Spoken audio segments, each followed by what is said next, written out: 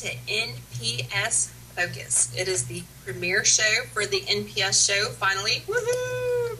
We've been talking about it forever, and it's finally here. So, I have Candy on with me. We've got some Skype issues tonight, so you won't see her, but you'll hear her. So, Candy, say hello. Hello.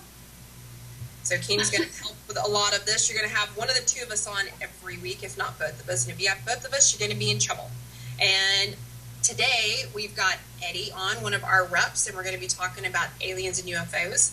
I'm going to pop off through the show, and we're going to have Eric on. So between Eric and Eddie, we're going to talk a lot about aliens and UFOs. So, Eddie, since you haven't been on DNS before, you kind of want to tell everybody about yourself, where you're from, a little bit about your team, how long you've been with NPS, kind of give everybody an introduction to yourself. Well, my name is Eddie, as y'all can hear, but I don't have a team right now. I was over the road as a truck driver for a couple of years and lost touch with my team. I was a truck driver, so now that I'm back home a lot more, I am looking to get back in touch with my team and start getting out and investigating more. I live here in southern Georgia, only about 20 miles north of the Florida border. But I think I've been with NPS now for a few months. I don't remember the exact date, but with this team we're working with, it feels like forever. You guys are awesome. Hey, we are your team now. Definitely. So you guys, I'm going to let y'all know just right up front, Eddie's probably going to kick my ass later for it, but this is Eddie's first time being on the show. When we did the Meet the Reps on DNS Live, we had some issues come up, so we didn't get to have Eddie on to kind of introduce him to talking and all that. So we've told him just to act like he's talking to us. So Eddie, don't let it kind of overwhelm you that people are listening, because you know what? Looking at the chat room, we probably only have like 4 people listening, and they're the people that we chat with every day on the Reps board, okay? Yes, ma'am. So we should be good. Candy, do you want to kind of kick off Aliens and UFOs? This used to be your baby before we handed it off to Eric, so why don't you kind of kick it off for us? Okay, well, the Aliens and UFO department was formed when we put all the others together. I am an avid MUFON fan. I love the organization. I love their structure.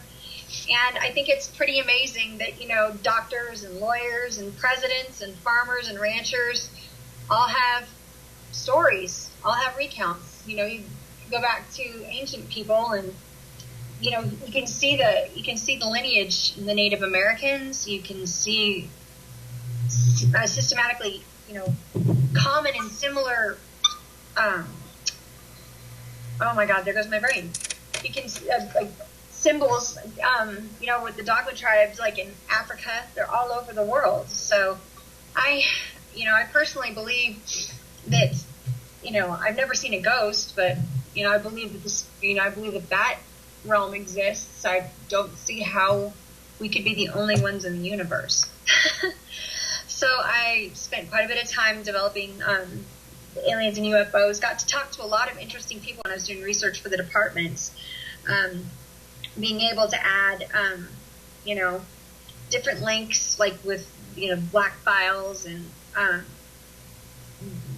like I said, I just got to meet a lot of amazing people who had different views. Some people are really extreme, just like with the paranormal. You have your unrequited believers, and then you have your hardcore skeptics.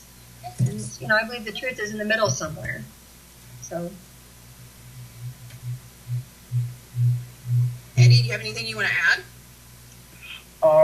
Just going off from something Candy said, it has been recognized in every civilization that has ever walked the earth, some form of visitor from another planet. I've seen hieroglyphics and caves and stuff of, discs-like objects coming from the sky and beings that are coming down and visiting us. And it's hard to refute that. It as big as this universe is, it is really hard to believe that our little planet is the only planet that's inhabiting life. Well, and what were you talking about? So you started kind of yesterday with some posts about aliens and the government. I saw today's, but I didn't get to read it. I'm kind of scanning for it right now. What caught my attention was the picture. So that was a great choice. But kind of talk a little bit about, what we're going to do on NPS Focus for you guys, tuning in and that haven't really picked up on it. When you're on NPS, every week we have a discussion topic. You will see it posted by one of the reps or the department chair or director. We're trying to get more conversation going. So we have kicked off the month of June with Aliens and UFOs. The department chair for Alien and UFOs will be on here in a little bit when I hop off, so you guys will be able to talk to Eric as well. But we're going to be talking nothing but Aliens and UFOs on NPS this month. So this week was Eddie's week to start some discussion. So every day he is posting some interesting facts or tidbits or stories or something he wants to share with you guys to get discussion going. So when we get to the show on Thursday, we're kind of, more than halfway through the week. We will kind of recap what we've shared through the week. So tonight, Eddie's going to talk to you a little bit about aliens and the government from yesterday. He's going to talk about the cool picture and where it came from and some history on it today. And he might even, if you guys are lucky, share with you what he's got planning up his sleeve for tomorrow. And then next week, whoever's education week it is, they're going to be on and talk to you as well. So you guys, as you're going through the week, if you have questions, we might actually address them here on the show. So whatever's happening on NPS that week is going to tie into NPS Focus. And throughout the upcoming months, we're actually going to touch each and every department. Now, the cool thing about how Candy has it organized, and I love this, is 1 week out of that month for the department, we're going to touch on photographs, and we're going to look at photography. So the photography team's working on that as well. So if you guys, as you're going through and you're like, hey, they're talking about aliens and UFOs this month, I have this cool picture. You can send it to us, and we'll actually show it on the show that week and kind of talk about it. So we're going to go through this whole month talking about aliens and UFOs. So if you guys have questions or something you want to share, that's what we're going to be looking at. So having said that, Eddie, let's talk about aliens and the government from yesterday. Aliens and the government. As everybody knows, when the government gets involved in anything, the American people are going to be the last one to know. They mostly want to keep everything for themselves. They try not letting too much get out. We've even had, a privacy act that was put in place to try and help us get this information more. But whistleblowers have talked before. The first photograph that I shared yesterday, it was just a photograph that I found just to kind of draw people's attention to it. The photograph I shared today, from what I understand, the research I've done, was actually leaked from somebody from Area 51 that was present back in the 1940s when the first disc supposedly crashed. And that was one of the bodies that they found at the crash site. What year did you say that was? I believe it was 1947. Okay. Unfortunately, I don't have access to the internet when I'm on my phone, so I don't have access to my notes. I should have thought about that beforehand, but... No, that's okay. I was just curious because, it's a black and white photo, and, here we're kind of going to talk about photos. Today, people are using Photoshop and Ghost apps to kind of fake photos, but that photo, that's what I asked. That photo back then, Photoshop didn't exist, and neither did cell phone cameras, or a lot of the digital technology that we have now. So the photo itself, it speaks volumes. The good thing about the photo I shared today of the body, I put a little more levity into that one because I have seen that photo back when I was little. And I'm 34 now, and I remember that being one of the photos that I saw when I first started, getting interested in looking into UFOs and aliens and stuff like that. And I've seen that photo for the better part of probably 25 years. So, of course, that was way before Photoshop and all the digital stuff that we have today, and Photoshop and all that stuff. Yeah, that's what makes it interesting. Well, now with the government, there's been. Go ahead, Eddie. I'm sorry. No, go ahead. The government has had their hands in our knowledge of what's been going on with this phenomenon since back at the Roswell crash. There was a project called Project Blue Book, which ran from 1947 until December 1969, and the United States Air Force was actively investigating the reports and sightings of unidentified flying objects. Yes. It investigated some 12,600 and something reports, and 700 or so of those sightings remain unidentified. Many of the UFO researchers felt that the investigations were unprofessional and unscientific. Kind of like the same thing we're running in with the paranormal investigations right now, because there's no baseline for it, no way to recreate it, and we're all having to rely on eyewitness accounts. The individual researchers and the UFO organizations believe that the Project Blue Book was just pressured to identify, the sightings and, claim that they were there and it would cause a mass hysteria with the public. Coming from a military family, my dad spent 2 tours in Vietnam, and he said they had technology back there in the late 1960s and early 1970s that we're using now. Laser scoping and those types of things. So it's not unreasonable to think that our government is keeping information from us. I mean, that's kind of like saying, well, the water is wet, in my book. So, I mean, even as far back as that, they were responding to this, and there was extreme pressure by a couple of the, presidential organizations to do these things. It was said that Lyndon Johnson was taken to see the bodies of aliens. Jimmy Carter made reports that he saw a UFO. Ronald Reagan mentioned in his speeches he saw this. We've had nuclear physicists, we've had Nobel Peace Prize winners acknowledge that they've had otherworldly encounters. I mean, so it's basically coming back to organizations like ours and MUFON to take this evidence and collect it and see what we can come up with together. Excuse me, actually. You okay over there, Eddie? Yeah, I'm fine. I choked on a drink. I'm sorry. To touch on the technology, if everybody would step back just a little bit, just to see, we've been a country for 200 years. I'm just talking about America. If we take a step back and look at the technological advances, the leaps and bounds of technology that we've unearthed over the last 50 or 60 years, we've got advanced technology that we had back then.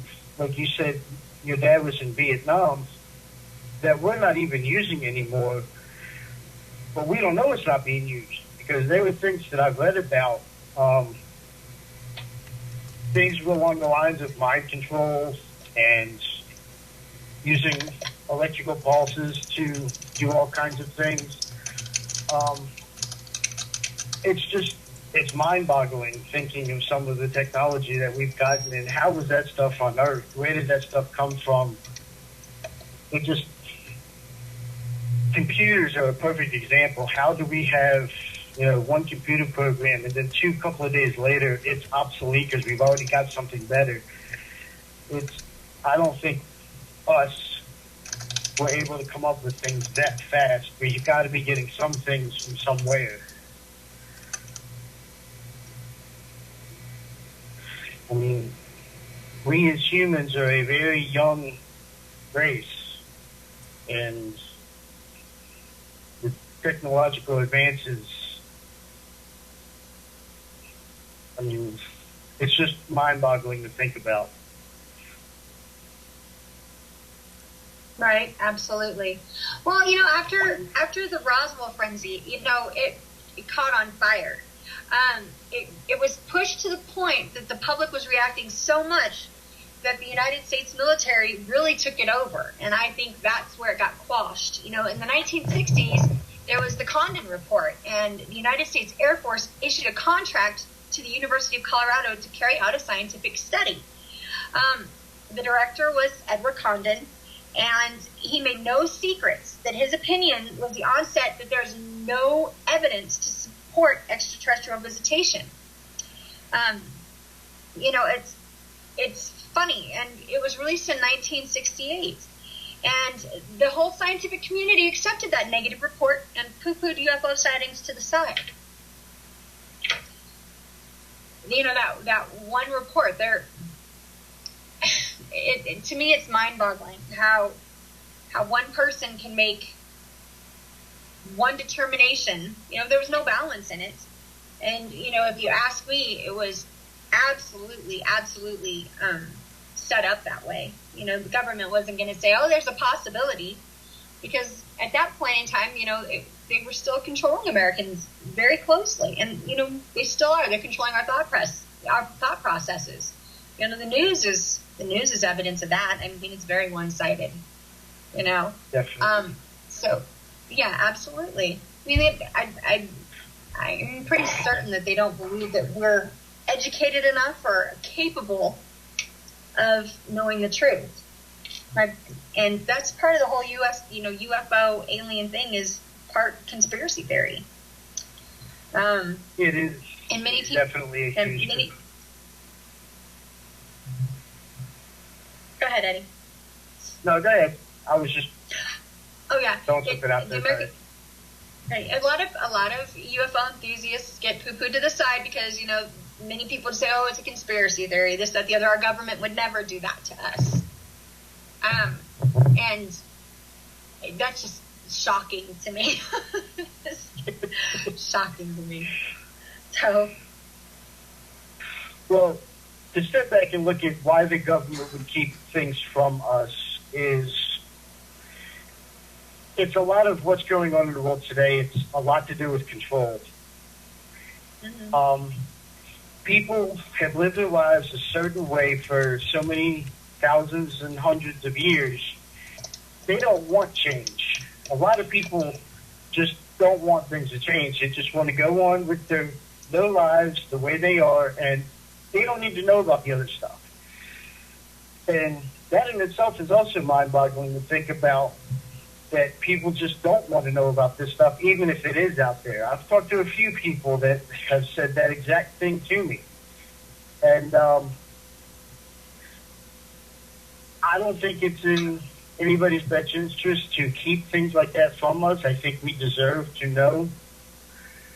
But I also think a lot of people, if they did know, couldn't handle it. And knowing the human race, it could probably cause a lot of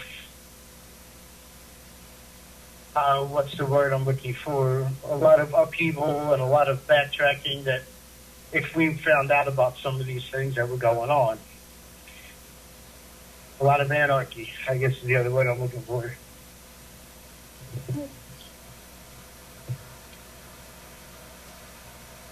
So, Eddie, what was it that changed your mind from being, from being a skeptic to a believer in the UFO phenomenon? Well, I'm probably going to get a little bit of flack from this from certain people, but I look at it from a biblical standpoint, and I was talking to somebody about this today. The Bible teaches that there are some things in this world that we are not supposed to understand.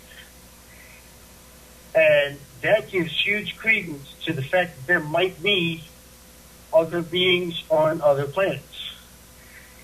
And I've looked at that for a long time, and there's just way too much evidence that there's a possibility of it being out there. Of course, I haven't met an alien, and I know there's a lot of psychological problems with some people that could contribute to them thinking they've met one. But on the flip side, there's also way too many people to say, okay, this might actually be happening. And, it's the same thing along the lines of the paranormal. I have seen things that I cannot explain, which would contribute to the paranormal. But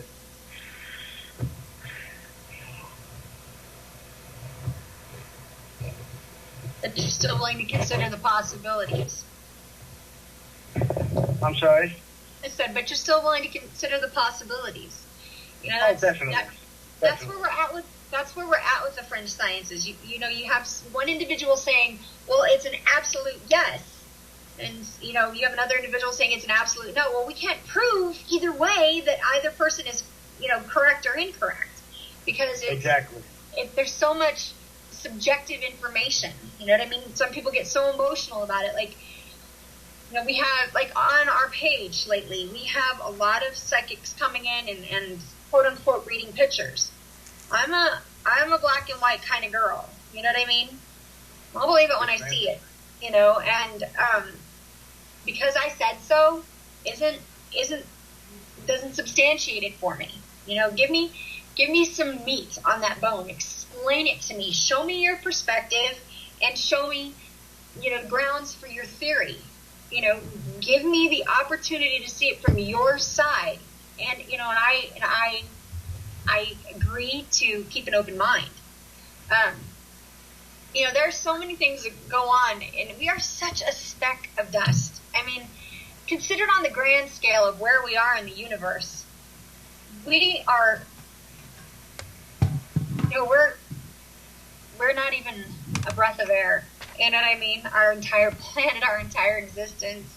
And it is so funny because we are so feeble and so small, and we think we are so big and so important in our little blip of existence. You know? I'll be done by the time my favorite... Huh? I said, that's exactly right. They are seeing now so far into our universe, such distances that I mean, millions of miles into our universe that we can't be the only living thing out there. I mean... No, you know, I have one favorite site on the internet, and it's called skyimagelab.com, and it is amazing pictures from the Hubble telescope. It shows you, it shows you amazing nebulas and clusters and amazing pictures of the planets, and it is so awe-inspiring. And, you know, when you're sitting out there and thinking about it and looking around, you know, you can kind of almost see the natural progression of our solar system, how it's living and dying and going through the motion of its life cycle. Because, you know, everything has a beginning and everything has an end. I think it's so broad in its existence right now, it's very hard for some people to put their minds around. What I find very interesting is how the cultures all across the globe have so many similarities in the sightings. Like the drawings that the Aztecs had matched the drawing that the Dogma had in Africa. It's just, how is that? You know, and some people want to say, you know, it was probably the theory of Pangaea or Gondwana when all the continents were connected before the split. You know, that's possible. But, you know, we still can't prove it either way. You know what I mean? If those first humans, and, you know, Homo erectus or humanoid took that with them, you know, and if you look at us, I mean, many people think we've evolved from primates, you know, which is, it's got its considerations, you know, but there is no other creature on this planet like us. None. It's funny that you bring up that we were brought up from primates. I recently heard a radio show on NPR talking about the different animals that we were supposed to be evolved from, and how it is impossible that we are just evolved from primates. The one guy that was on there wrote a book called Your Inner Fish, and the ear bones in our ear, just those three little bones that make up our inner ear, were evolved into humans from a fish. And the cartilage and the brain and our nervous system came from sharks. Our human anatomy came from primates. They even went as far as saying that our diaphragm was from a tadpole. Not even a full-grown frog, just a tadpole. And it's... Now, see, that's amazing. That's absolutely amazing. And you know what I love about that? That is really thinking outside of the box. You know, I have a friend who is part of my team. His name is Robert Gutowski. And, you know, Bob is, oh my God, have you ever met somebody that just makes your mind whirl when they talk to you, because all of a sudden, you know, these pieces fit together in a possible form? You know, he was talking to us about when the Earth was younger, how the gravity was possibly different on Earth, and that's why dinosaurs were as big as they are, and now why they've, you know, devolved basically into these birds, and how, and just the gamut of how the species, you know, that exist on this Earth have developed. And it was really amazing to sit here and listen and watch and think about that natural progression, you know, as we're watching, you know, the Earth actually cycle again. And, you know, it kind of makes you wonder if, you know, we're just some giant, you know, scientific petri dish for, you know, for another civilization somewhere off watching us. You know, and Eric in the chat room has said something about, who says that the gods worshipped by ancient civilizations and modern religions were not ancient aliens. You know, I have had this thought for so long. And if you take the pantheons that many of the pagans and the Wiccans and you know, the polytheistic groups worship, they basically have the same pantheons. If you can kind of set them side by side. You've got Zeus, you've got Odin, you know, and on and on and on, and right down the lines, the female, you know, mother figures and the warriors and every gamut. And if you take those pantheons and set it to the side and come to more modernized monotheistic gods, you've got Jesus, Buddha, Allah. Well, I mean, they are all basically saying the exact same thing. You know what I mean? They're giving, Definitely. Those deities give us, those deities are all giving us something to aspire to, for our spiritual nurturing, our fears, our hopes, you know, the unknown. And to me, it seems very ironic, or it would seem unrealistic to me that they could not all be related. You know, and I agree. I totally agree. So,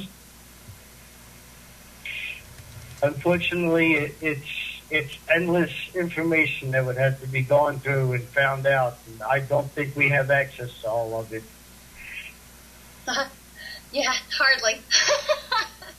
Hardly. Well, and the thing is, too, is that, you know, people would have to open their minds and be a little more accepting. Some of the meanest people I have met on the page or ran across claim to be pretty devout in their religious convictions. And I understand that, but the thing is when I stop listening and I stop considering, well, then it's pretty quickly to stop learning, you know? Definitely. And we're not in, you know, the fringe sciences aren't anything that's defined by any parameters. It's anything outside of the normal. So, you know, pretty much everything is paranormal, because what is the norm? I mean, the periodic table, is the periodic table the norm? Is what chemical science is established? Is that what we're talking about, you know, earth sciences?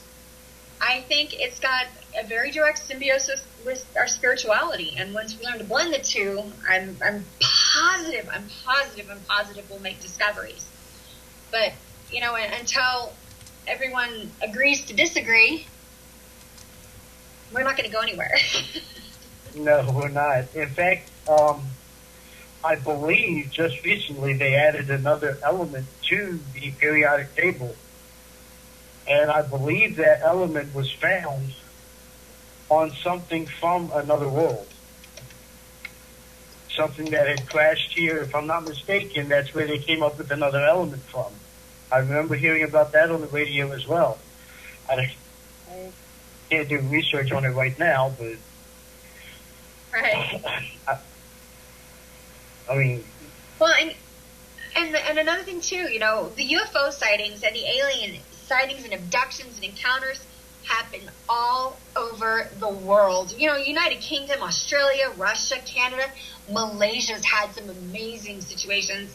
You know, South America, and you know, and we're getting eyewitness accounts from astronauts and presidents, and still people question and object. I'm just wondering what witness out there will be good enough for everyone, and I only have one answer to that. It's going to have to be a personal experience. You know what I mean? When we're sitting here, you know, go ahead. I was just going to say, even if some people have those personal experiences, there's so many other things that they can chalk it up to. I mean, look at all the thousands, literally thousands of military members that have talked about personal experiences, but they're almost immediately washed away as having a psychotic episode or something along those lines. I know, like Buzz Aldrin, you know, he's sitting there saying, yes, there's life out there.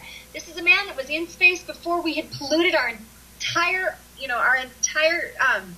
orbit with satellites and, you know, communication centers and that type of stuff. Buzz Aldrin was on the moon looking at us, and he absolutely told us to keep our minds open. This is America's elite. I mean, the Russian astronauts, cosmonauts, sitting there swearing on, you know, all that is important to them, that these things are happening, but yet we still question. Definitely. And that's where the government comes involved into, with a lot of this being covered up, and, you know, other explanations are trying to be brought about as to why they could be having these experiences. And when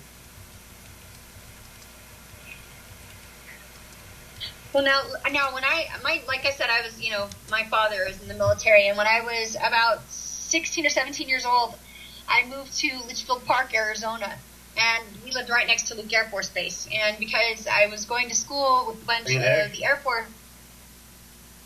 Yeah, we can hear you fine. Hello?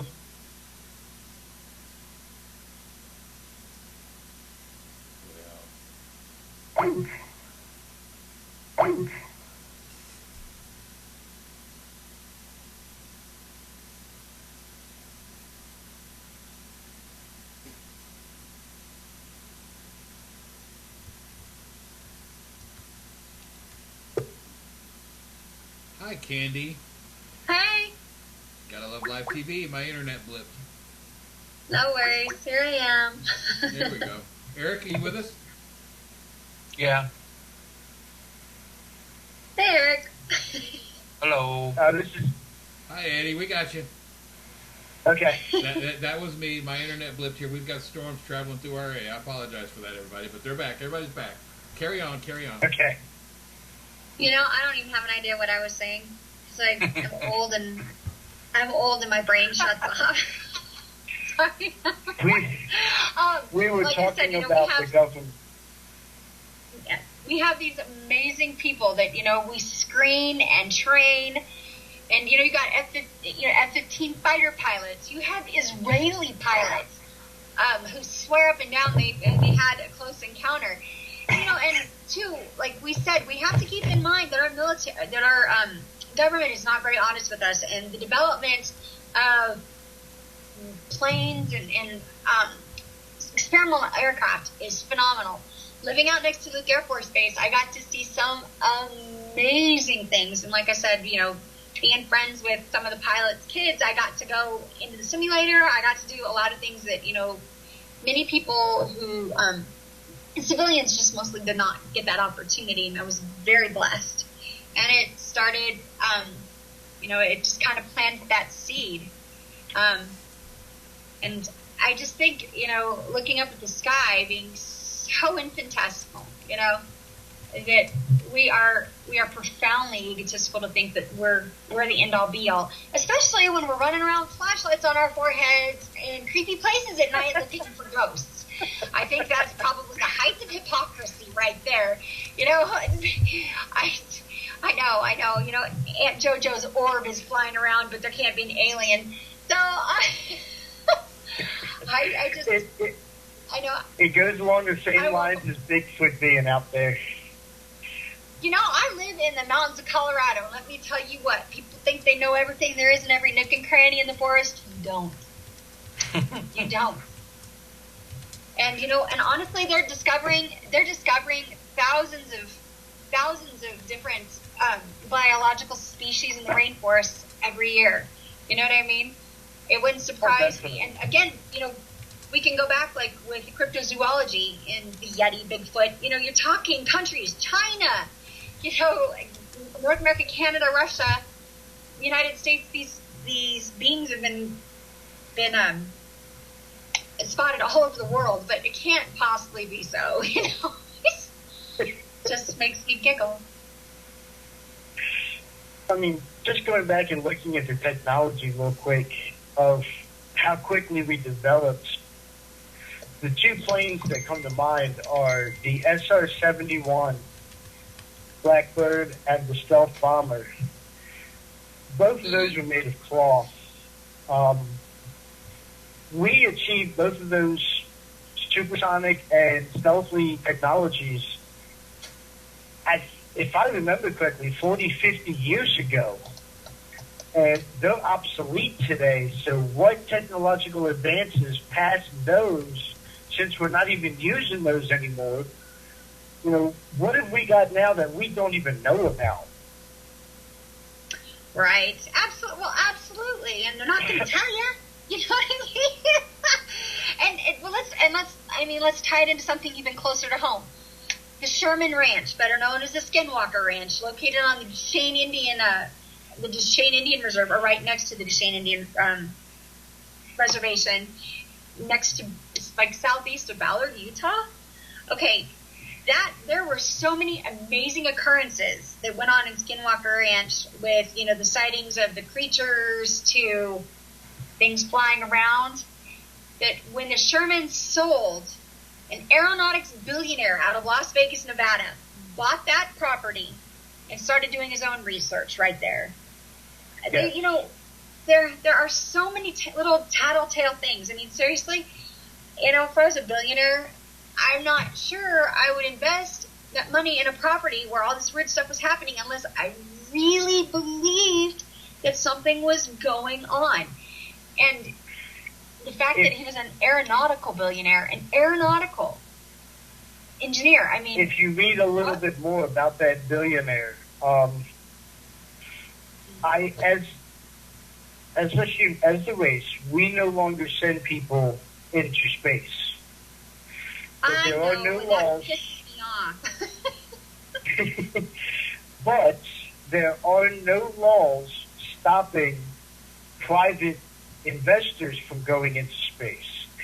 And that billionaire has built a space station in our atmosphere. And from what I've read, that space station is also equipped with nuclear weapons. Because there are no laws stopping anybody from putting any type of weapon they want in the sky. That's right. There's no air rights. No, none at all.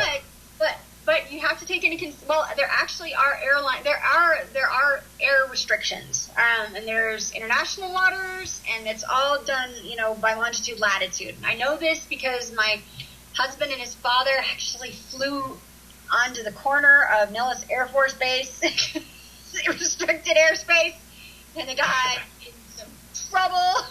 It was a total accident. But trust me, the FAA gets right on that crap. But those laws stop at the edge of our atmosphere.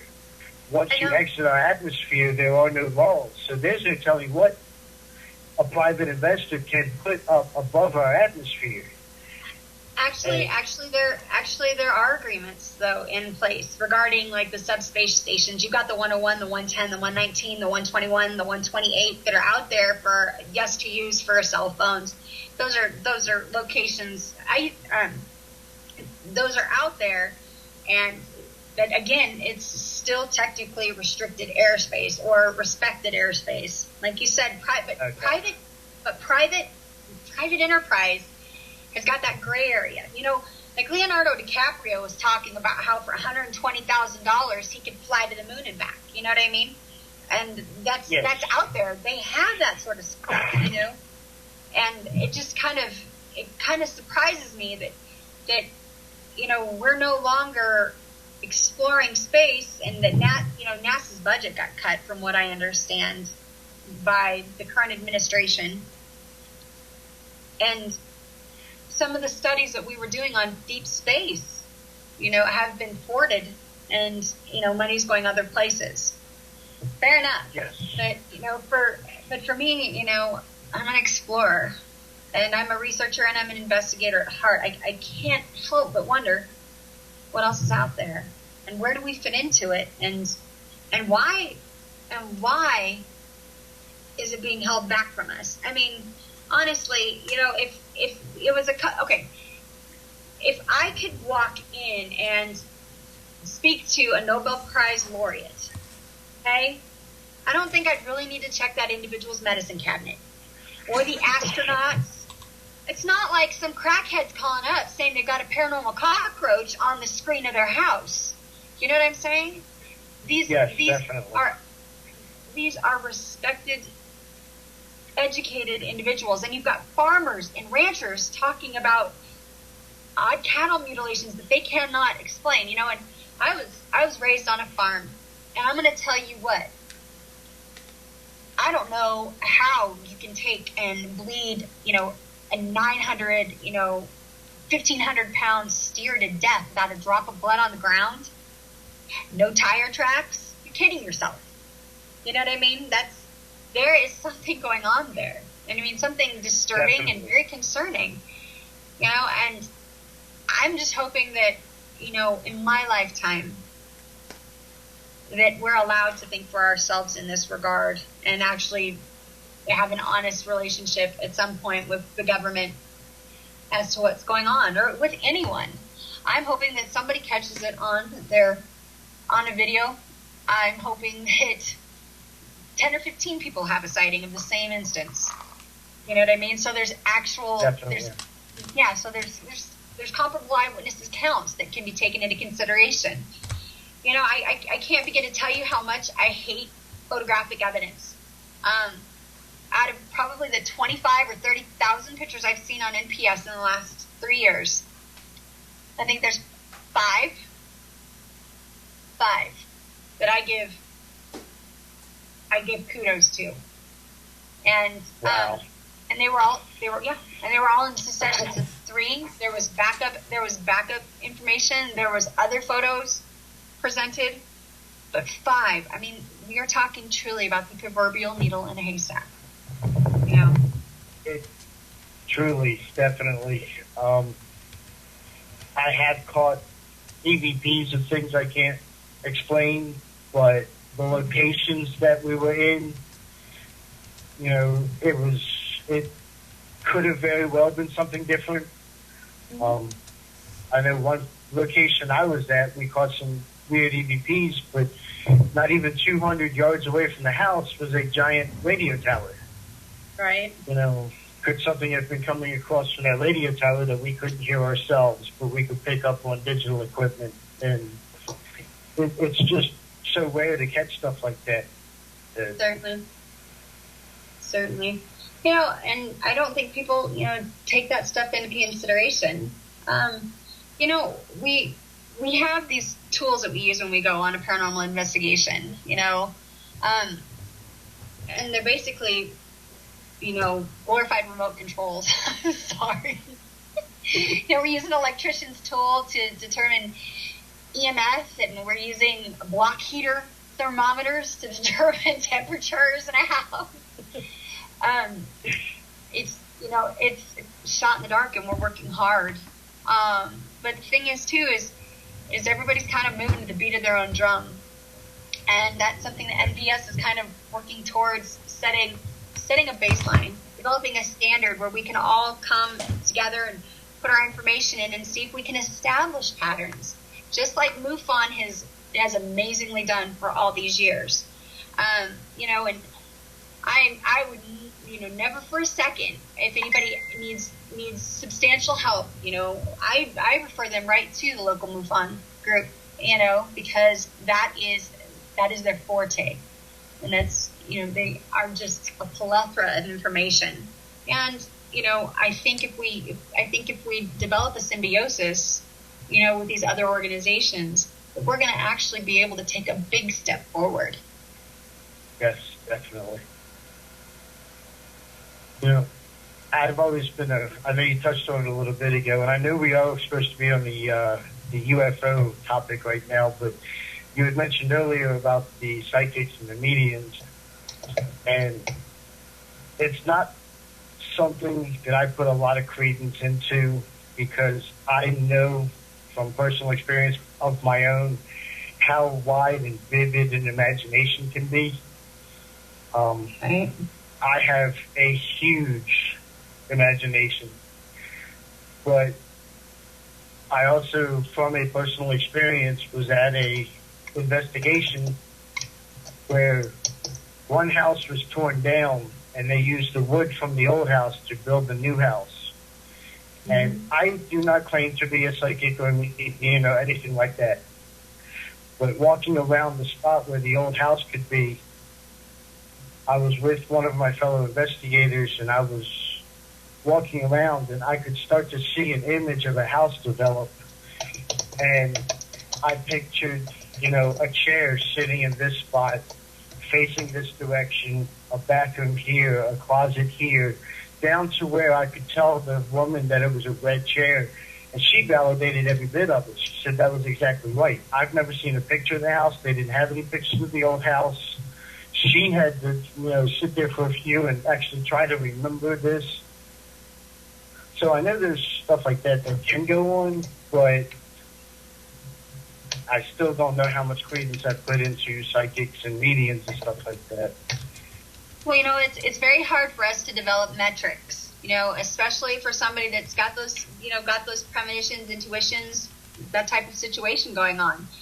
And, once we can start establishing some of that, and I believe that we can lend credibility to those abilities at that point.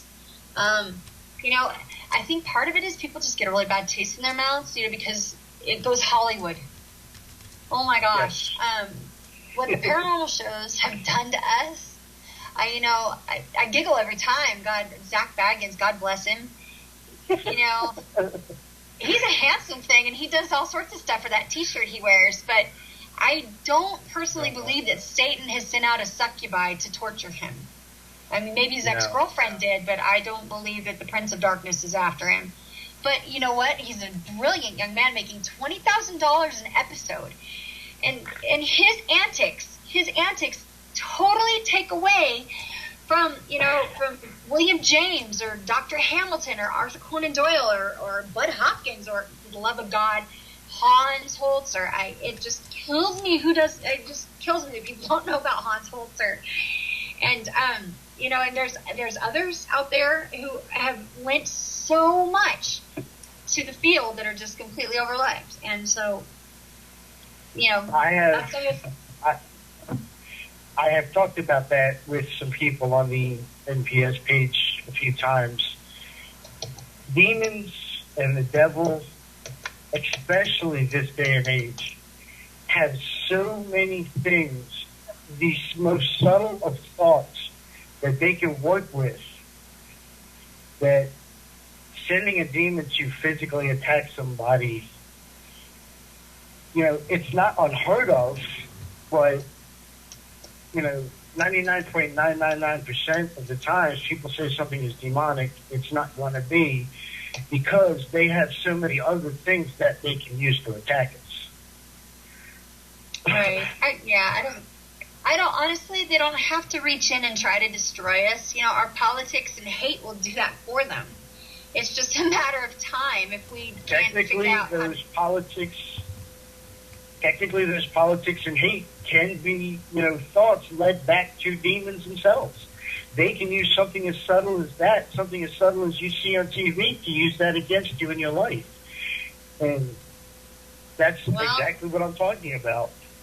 Yeah, but I think you're right. I think the word demon's thrown around way too much. Hell, with the description and the qualifications that people lend to demons, all three of my kids absolutely are demonic. You know what I mean? Seriously, just because it frightens you or is a little complicated doesn't make it demonic, you know. And we're asking for these experiences. You know what I mean? I'm out there with my telescope looking. And I mean, looking and wishing, you know, I'm a Star Trek fanatic. Watched every episode of X-Files. God, I love Netflix. If it's got anything to do with space and time, I'm there. I was probably born, you know, 10 centuries too early or 5 or 6 too late. You know what I mean? Yes. I love the history and the opportunities and the possibilities that are out there. And NPS is growing by leaps and bounds. And I am thrilled at the gamut of people that we have. So. Oh, I am too. I see it every day. And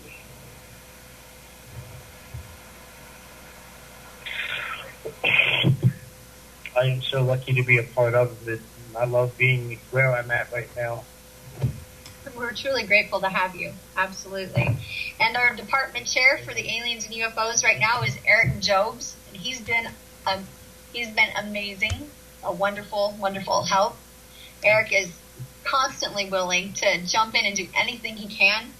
And, you know, of course, we've got Sherry, our diva, Alex, Rob and Alan, and Ken, our web god, you know, and then Mr. Eric Reisinger. Ted, and just so many people that have really, really walked this, you know, walked through this path with us. And, you know, I'm just hoping that we're all here when the big discovery comes one day, you know. I can't wait for it. Definitely.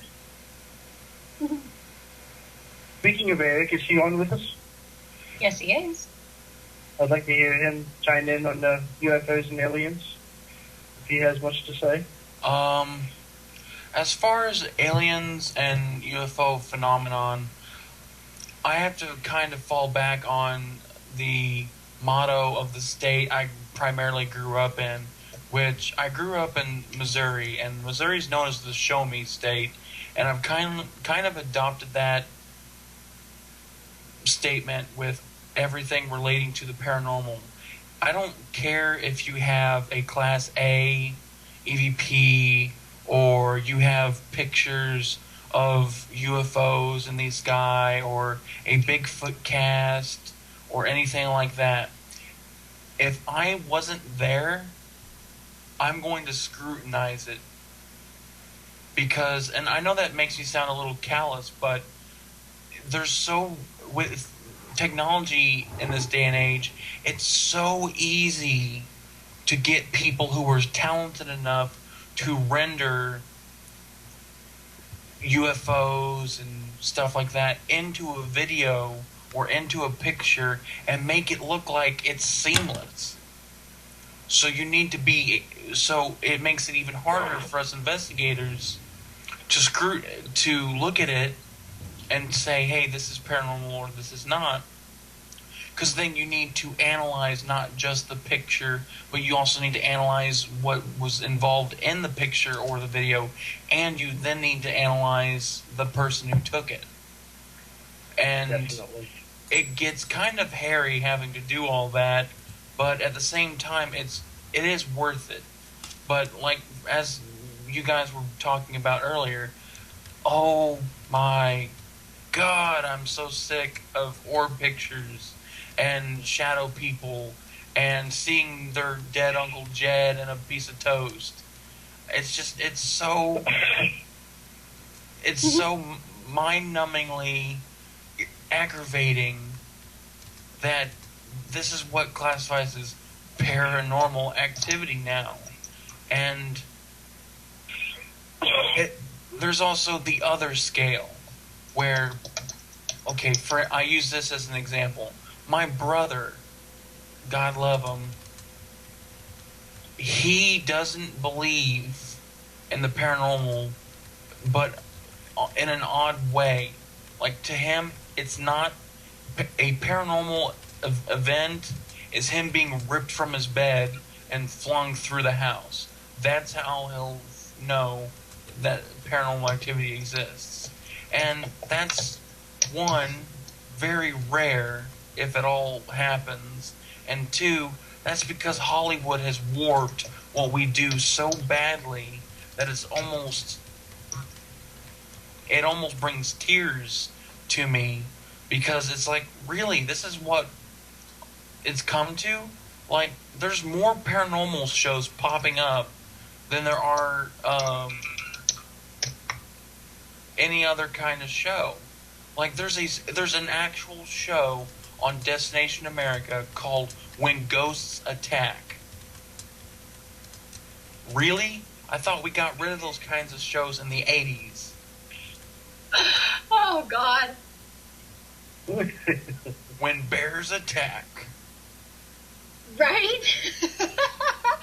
Well, there's some of those pissed off ghosts. Zach has probably turned one or two down. God. They're probably the ones, that he left behind and round up. I agree. I totally agree.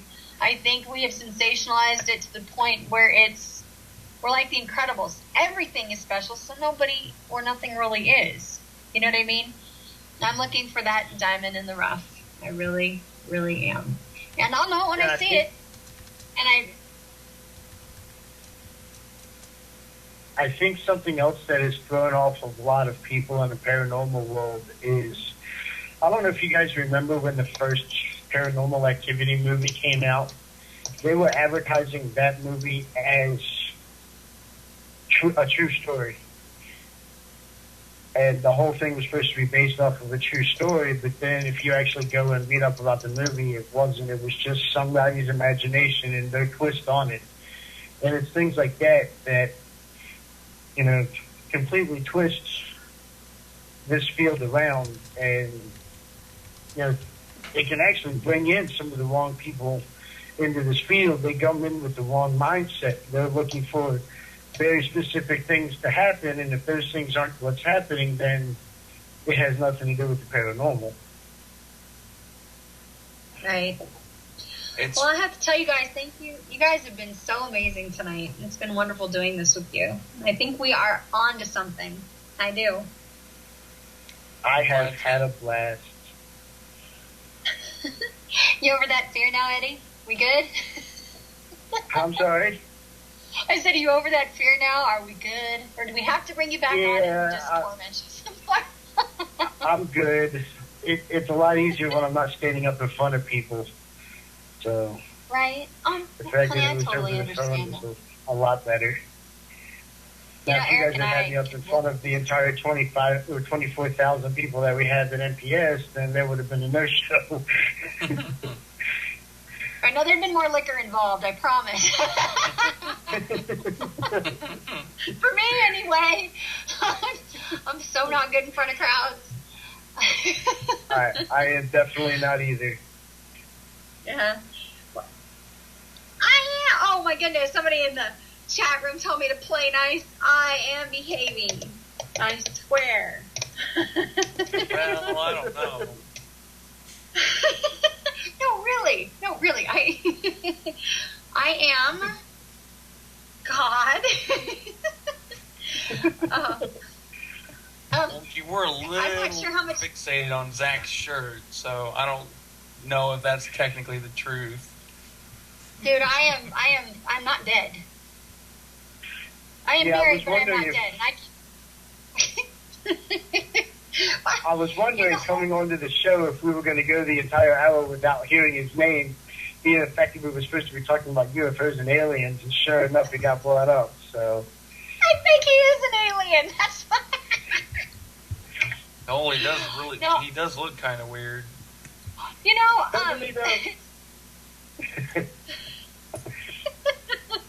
I'll stop talking about him. All right. I'll send you a picture of my talk about t-shirt my to give you other something else to think about. I know, right? My husband laughs at me every time I see him because I have to giggle. I do. Bless his heart. I mean, and he's kind of grown up with us. You know what I mean? I remember watching him when he very first came out, and he was kind of a kid. Like Ryan Buell. When you first watched him, he was a kid, and he grew into a man and had his own challenges. And Jason and Grant, you saw them evolve. To the point where I just stopped watching it all. To be honest with you, I don't watch any of those shows at all. I can't. I can't. It infuriates me, to be honest. The only thing, there's a few things that I think that those paranormal shows and the fringe science shows bring to us. I think they take us to fabulous locations. I think they teach us about a whole bunch of interesting and new tech tools. And I think they've taken the stigmatism out of the situation where we're afraid to ask for help. And like I've stated that before in many posts.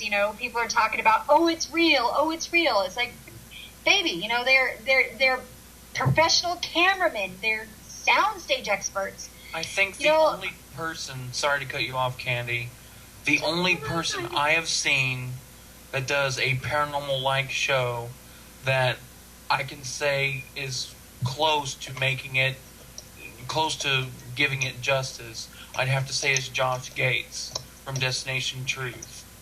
I will agree with you 100%.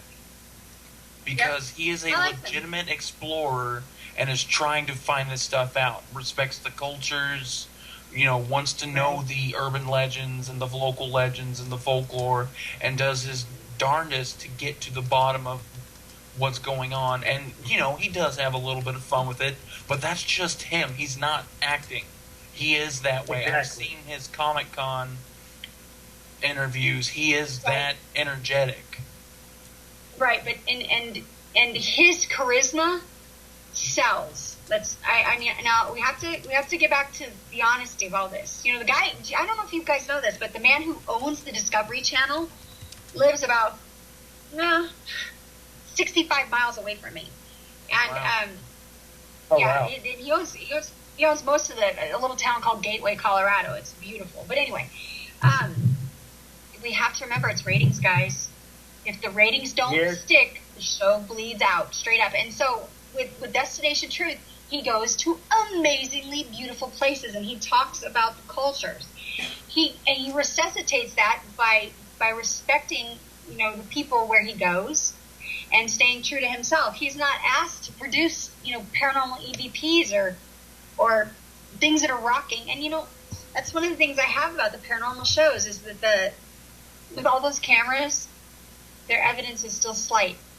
Yeah. Definitely. But two, we take that. If it's on TV, we take it as gospel. But like again, back with the UFO, the personal sightings and those types of things. Again, astronauts, presidents, doctors, lawyers, people from the Arctic to the Antarctic. We have had global reports everywhere, and we still question that. We question the integrity of those people, right down to the fiber of their being. But we take ghost hunters and GHI for face value. Please, we are brainwashed and we act like sheep, and it's sad and it's frightening. And it's funny too, because the people who speak up and say no, this is what I saw, they're the odd man out. They're the oddball. They're the weird one. And right now, if your house is not haunted, you are the weird kid on the block. You know what I mean? Not everybody's house is haunted. I'm sorry. No. And if I hear somebody say, oh, we disturbed Indian burial ground again, I'm going to pull part of my hair out. I'm Native American, and let me make sure that people know. We don't tell you where it's at.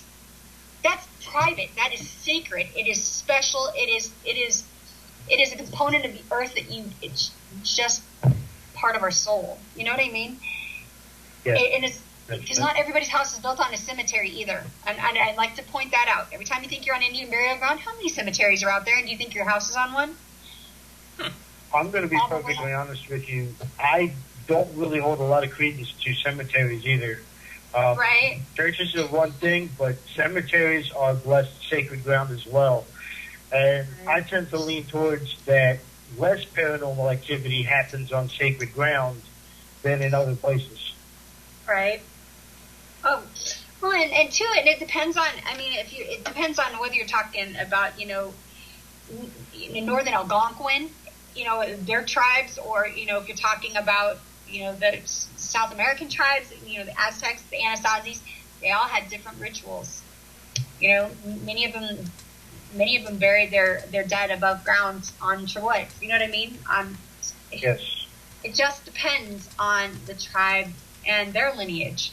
And if people were being tormented and haunted because they were digging up or building on sacred burial grounds, what do you think goes on in Egypt with them digging up all the sarcophaguses and stuff? I mean, seriously, that place must be a riot. I mean, they're literally and intentionally breaching people's chambers. Eternal slumber. Yeah. Yeah, exactly. And that's one of the reasons too. I'm just going to put this out there for everyone. That's one of the reasons too. I'm being cremated because I don't want crazy people digging my butt up in 2,500 years. When I die. The same way. Right. All right. Well, I'm just in here, and Eric is talking. We run as long as we like, but you passed an hour. All right. Well, how about we say goodnight for the evening, gentlemen? Good night, Andy. You have a great evening. Thank you. Eddie, you guys, you have been wonderful. Thank you so much for coming on the show. Eric, Thank you're you for terrific having as us. always. You're terrific as always. Thank you so much, folks.